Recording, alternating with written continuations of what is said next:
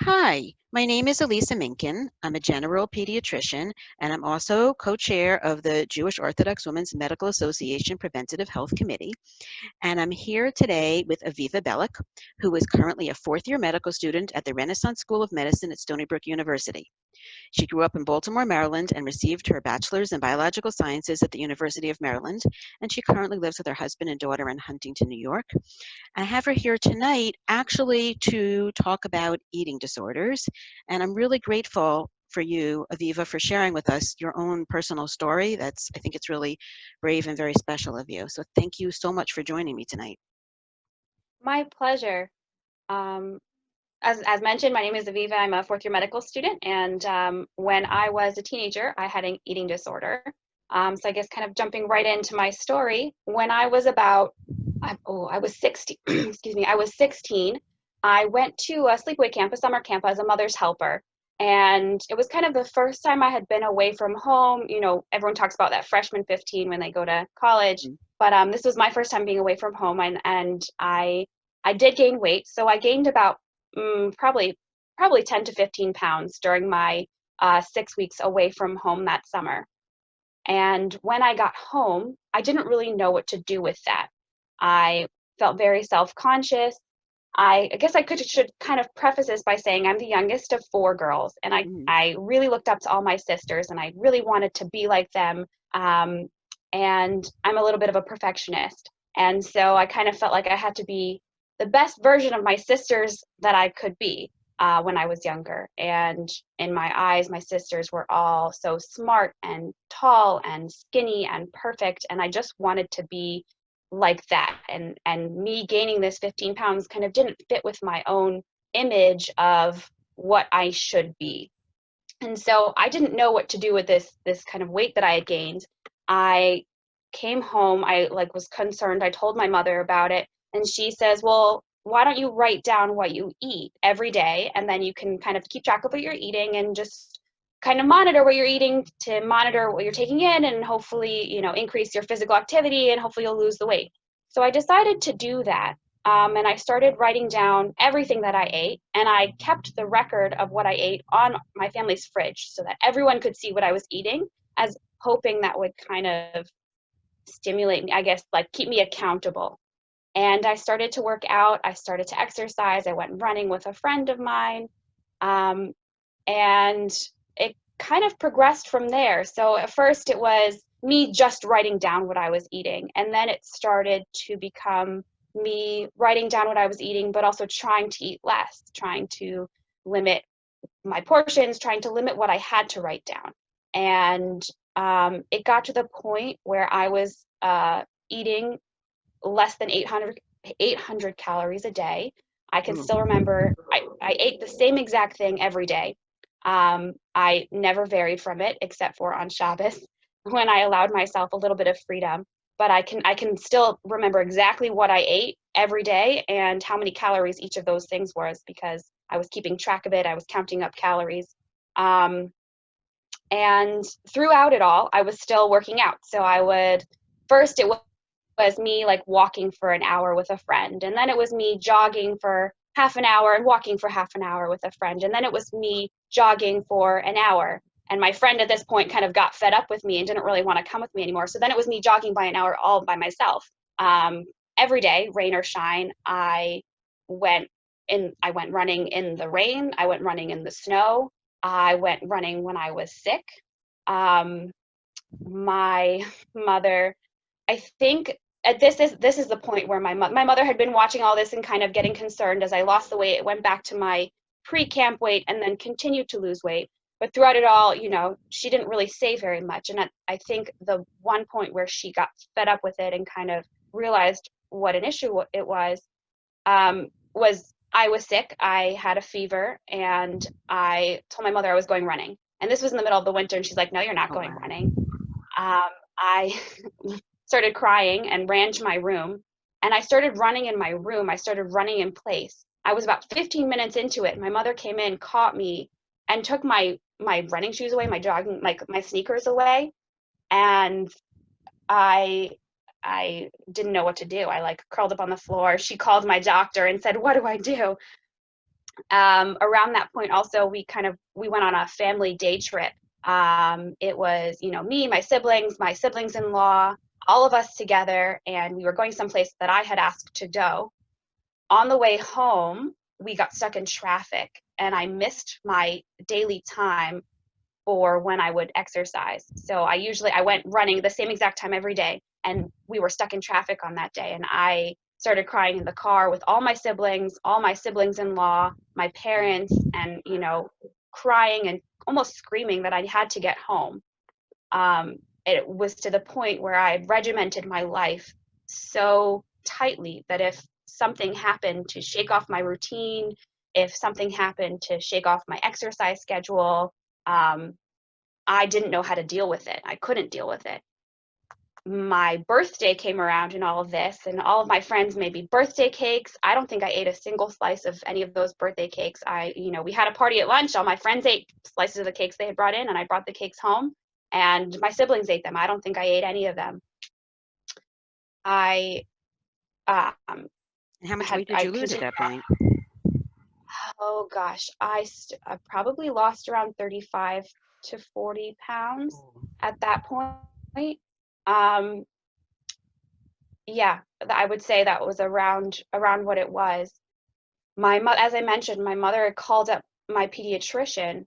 She had actually called up my pediatrician early on when I was starting to limit the amount of food that I was eating. When I started to only eat 800 calories a day, and my mother asked the pediatrician, should I be worried about this? And the pediatrician said, well, she's probably eating more than that and just not calculating it correctly. So I think it's fine. Um, Fast forward a couple of months, my mother called again and said, this is a problem. Where do we go? So my mother took me to the Center for Eating Disorders in Baltimore City, in Baltimore, Maryland. And I had my first appointments there. I had an appointment with a psychiatrist, a psychologist, a therapist, a nutritionist. I didn't really listen to any of them. I didn't really want to hear what they were saying. I liked the fact that the number on the scale kept dropping.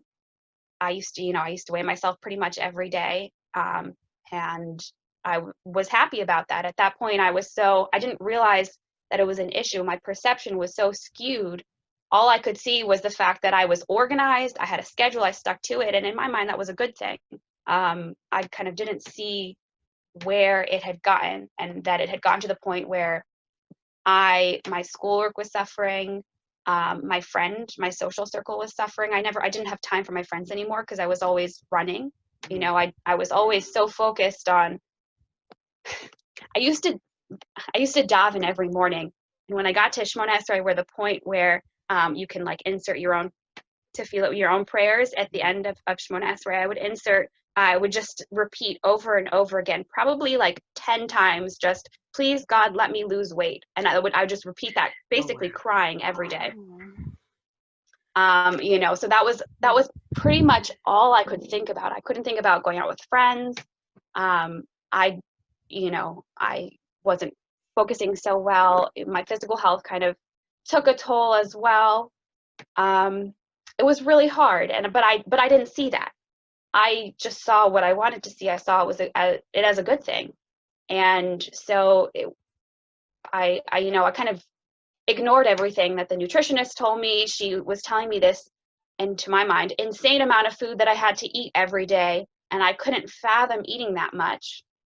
And everything the therapist or the psychologist was saying, I just didn't think of it as an issue. I didn't accept that it was something I had to change.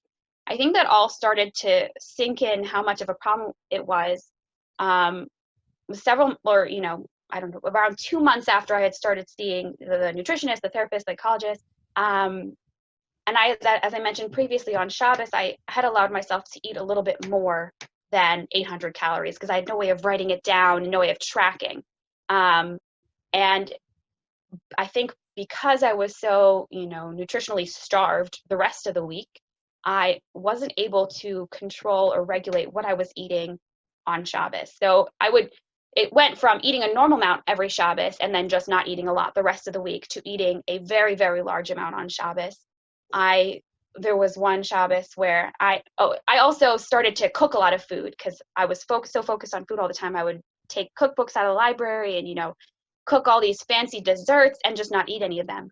But I had cooked these, or had made these like fancy like pastries for dessert that Shabbos. And I probably ate around 17 of them in one sitting. They were quite large. And that scared me, that kind of loss of control. As I mentioned, I was very regimented and I was very perfectionist, and that loss of control really scared me. My next appointment, I went to the psychologist or the nutritionist, and I said, does this count as binging? Like, I had no idea. And I asked them like why it had happened.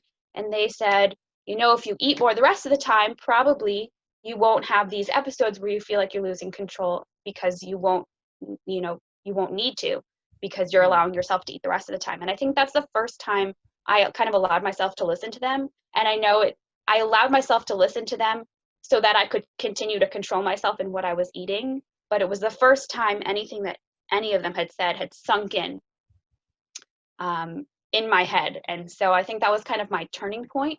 My mother still had my running shoes, and so she was still like kind of controlling the amount that I exercised. And slowly but surely, I started to listen to the messages that everyone was telling me of like, why are you being so hard on yourself? If any one of your friends gained 10 pounds, would you think less of them? And I said, absolutely not. So the kind of message of why I thought less of myself for gaining that weight started to sink in. And I I kind of really had to reevaluate what was the most important to me. Was it more important that I be 10 pounds underweight, or was it more important that I have friends? And I had to make friends all over again, because I had essentially been ignoring all my friends for the last 10 months. Right, this took over your life. It really did. And I kind of just had to start from scratch almost. It was a process. It's still a process. It's not something you ever completely get over. It's something that I constantly have to check myself. Even now, it's something I'm always hyper aware of, but thankfully I've reached a point in my recovery where, things happen and I'm okay. And I've learned to love myself, even, 10 pounds over what I would consider a weight that I want to be. It was a very long process. I'm very thankful and very grateful that my parents, that my mother actually especially recognized what was happening so early on, and didn't let it get to the point where, I was so nutritionally starved that I had to go to an inpatient psychiatric unit where they could essentially force feed me to get me to the point where I was healthy enough. She didn't let it get to that point, and I'm very thankful for that now. Right. I will say we had some hiccups in terms of family dynamics along the way. For example, my father is a very big proponent of healthy eating and nutritional eating. And there was one morning that I remember very clearly. It was after I had started to accept that I had to eat more, and I was, working on not restricting myself so much. And I was eating a granola bar for breakfast.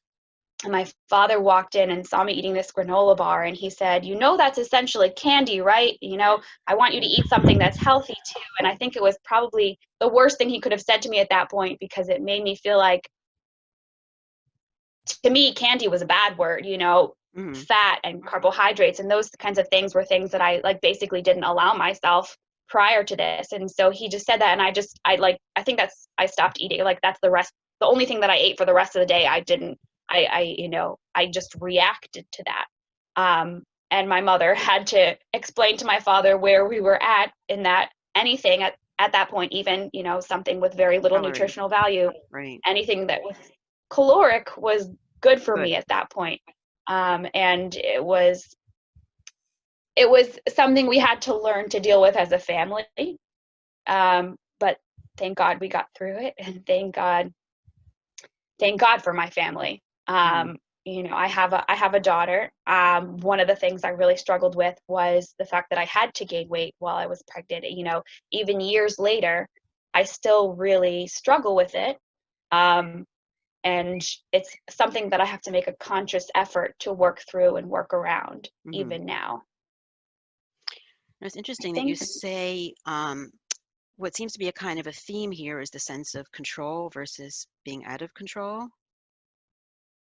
absolutely. It was not about, in the beginning, it was not about losing weight. It was mainly about the fact that I felt like I had done something, wrong by gaining weight, or I'm trying to think of a way to explain it. I needed everything in my life to be perfect, and that was a Mm, word that I have come to hate at this point, honestly. But at that point, I needed everything to be perfect. I had to get the best grades in school. I had to be skinny. I had to, my skin had to be perfect. All these things had to live up to what my expectations of perfect were. And when it didn't, I had that cognitive dissonance where what I believed about myself and what was actually reality didn't mesh, and I had to work to make them mesh. And that's why I swung kind of the opposite, hmm. total 180 from, gaining a couple of pounds at summer camp, the way most kids do, Right, to, losing 30, 40 pounds. right. And I'm just thinking about eating and control. I mean, this is something that's an issue with parents and kids in so many different ways. And it's something that I, as a pediatrician, spend a lot of time talking to parents about, that it's not the parent's job to get the child to eat.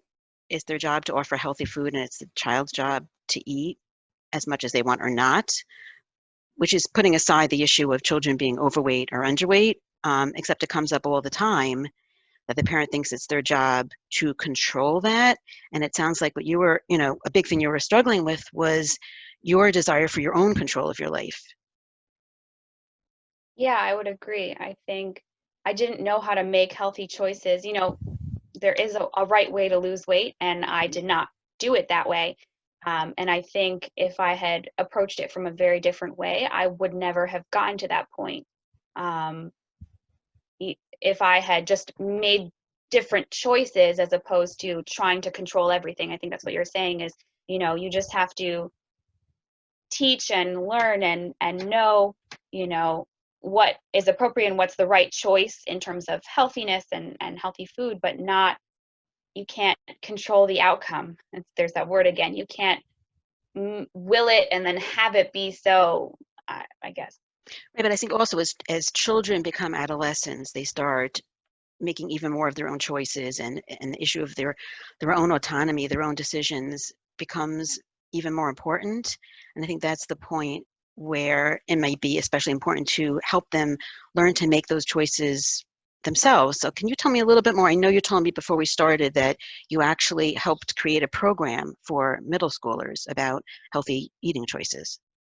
Yeah, definitely. One thing that I think I felt I really lacked was direction on how to do this in a healthy way. Hmm. And so a few years ago, I worked together with the home ec and health teacher at the middle school that I went to create a program on nutrition and how to make healthy choices and kind of decoding food labels and that kind of thing, as well as talking about healthy body image and what that means. So I created a presentation and a class on it together with the home ec teacher, and I gave it to the girls in the middle school several years ago, and they, I believe, are still using it now to kind of provide that thing that I felt that I was a little bit lacking when I was younger, is just essentially, as you were saying, how to make these healthy choices and what kind of information you need to make these healthy choices.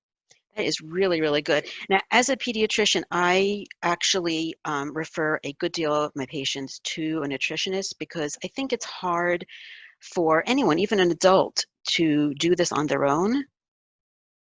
It's not just about the knowledge of nutrition, and that we can come in different sizes and still be healthy. I think that having a professional help you um, can be really helpful. So that's one thing that I do. I think it also can help take away the control issue between the parent and child, which is something that I see starts from infancy and can be Absolutely. an ongoing battle.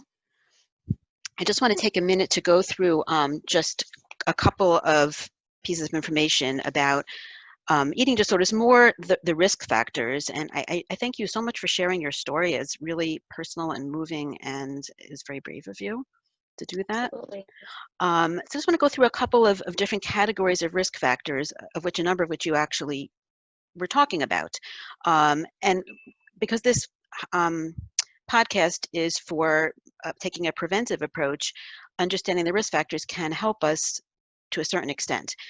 Some of these risk factors we can control, back to the word control, and some we cannot. So there are biological factors that are not controllable. There is an increased risk of eating disorders if you have a close relative, like a parent with an eating disorder. There's also a risk factor of just having a history of dieting, which you told us about. Taking in less calories than you're using up, a negative energy balance, which is also when you had it down to 800 calories plus you were exercising. And a separate category, which we're not going into, which is type 1 diabetics are at high risk for eating disorder. And those, to a certain extent, those aren't so controllable. There are psychiatric factors also, perfectionist personality, which a lot of us doctors and medical students have, right? Definitely. And body image dissatisfaction, this feeling that I don't look the way I think I should look, and also anxiety, and also a behavioral inflexibility. So these are all risk factors. There's also social risk factors, which we have the least control over, I would think, whether you've been teased or bullied. Some have been abused or had trauma in their past. So these are or even just the idea of the perfect body that our culture is constantly pushing on us. So these are all factors that we all face these. And you can have a conglomeration of factors that can put you at high risk. And I think just as parents, we can be aware of this. But I really like the idea of the division of responsibility of feeding, because feeding issues can start very early on. And this, there's a book called How to Get Your Child to Eat, but Not Too Much. It's written by a woman called Ellen Satter. And she wrote this many, many, many years ago, maybe 30 years ago. But she is still considered the leader in the field with this concept of the division of responsibility. So I think that is important to know. Anything you want to tell us on what parents could know to help their kids? Kind of a very Yeah, general question. I think just making sure to have a conversation, keep communication open between Mm-hmm. parents. But at the same time, as a parent, sometimes when you see your kid doing something you don't agree with or you don't think is healthy, it's very easy to be quick to jump and start yelling and start judging. I think Mm-hmm. that's the opposite of helpful. It's Right. important to approach it as a conversation, and as you said, not as a parent telling a child what to do. Right. Especially as this happens a lot in teenagers, Mm-hmm. it's important to make it a conversation about what's healthy and what's not, as opposed to this is what you will be doing, and just making sure to be aware of the habits of your kids. As I said, my mother called my pediatrician very early on because she saw things that she was concerned about, and so making sure to be aware of these habits and kind of an early conversation if you see things that might make you concerned. Absolutely. And I think it's beautiful how your family was so supportive and really tried to get you help early, because you pointed out that there's different kinds of treatment. If you get it early enough, you can do it as an outpatient, but if it's more severe, it may have to be inpatient treatment. And I do believe that it is harder to treat the more more it's gone on and the more severe it is, and easier. Yeah, the habit has been become ingrained. Right. The earlier you catch a bad habit, the easier it will be to retrain your brain from a certain pathway. And so yeah, absolutely, catching it early on is much better in terms of outcome. Right. And what's really striking from your story is how you were saying, but I just wanted to lose more weight. I didn't think it was a problem. I thought I was I doing was great. never happy. I set a goal for myself of I put this in quotation marks, my ideal body weight. And that's the weight I was before summer camp, that's the weight I wanted to get to in the beginning. Mm-hmm. And then I got to that weight and I was like, well, 2 more pounds. It was never a huge drastic amount. I was like, 2 more pounds and I'll be perfect. And then I got to that weight and I was like, I could lose another 2 pounds and then I'll be perfect. And it just kept, my goal kept moving further and further away from me. And I just never reached the point where I was happy. And it's kind of, yeah.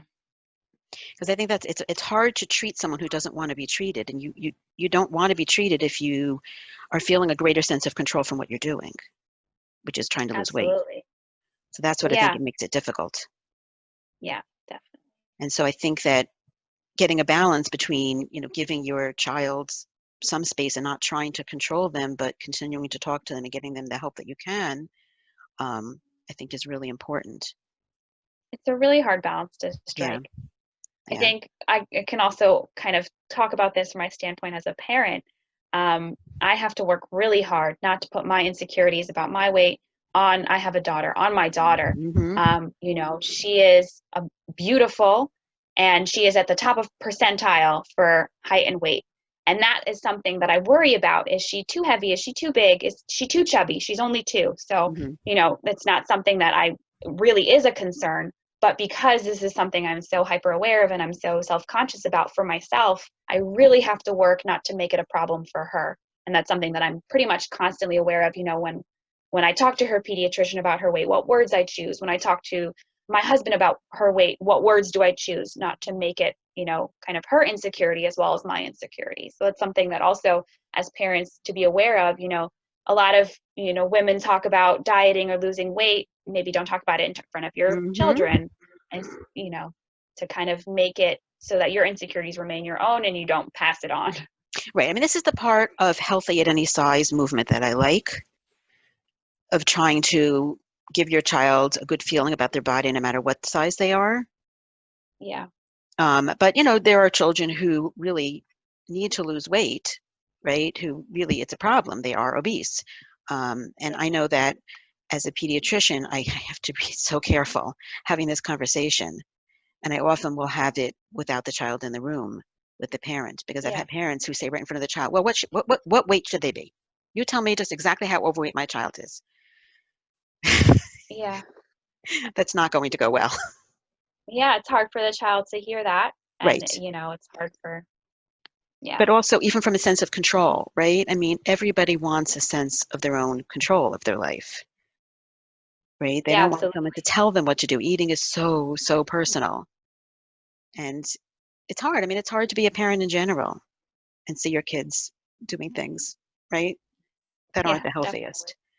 But that's not our job, right? Our job isn't to control them. But Right. there's a wide range here. And I first want to thank you so much for sharing your story. I mean, there's so much we could talk about, but I do want to end at this point. But I just want to give some resources, because different families will be in different situations. You may just suspect your child may have a problem, and then you should definitely go to your pediatrician, and talk to them. And don't give up if your gut says, just like your mom didn't give up, thankfully. Yeah. Um, Go back again. But if it's more urgent, um, and you're very concerned, you can, if you wanted a Jewish organization, there's Amudim, AMUDIM.org, and a phone number. They have an anonymous support line. If you're not sure, 718-972-3000. There's also reliefhelp.org. Devorah Levinson is the point person for eating disorders, and that's 718-431-9501. And for some secular online resources, some of which you gave me, thank you so much, there's the National Eating Disorder Association, but the website is nationaleatingdisorder.org, nationaleatingdisorder.org. And there's also eatingdisorderhope.com, and also healthyteenproject.com has a ton of resources. So I thank you so much for sharing your personal story. Like I said, it was really very brave and very helpful. And I thank you so much for doing that and talking to me tonight. My pleasure. Thank you so much. I'm glad, I'm able to get a chance to share it to help some people. Yes, and you'll help many other people when you become that pediatrician that I know you're planning to be. One day. Yes, one Yes. day. Thank you so much.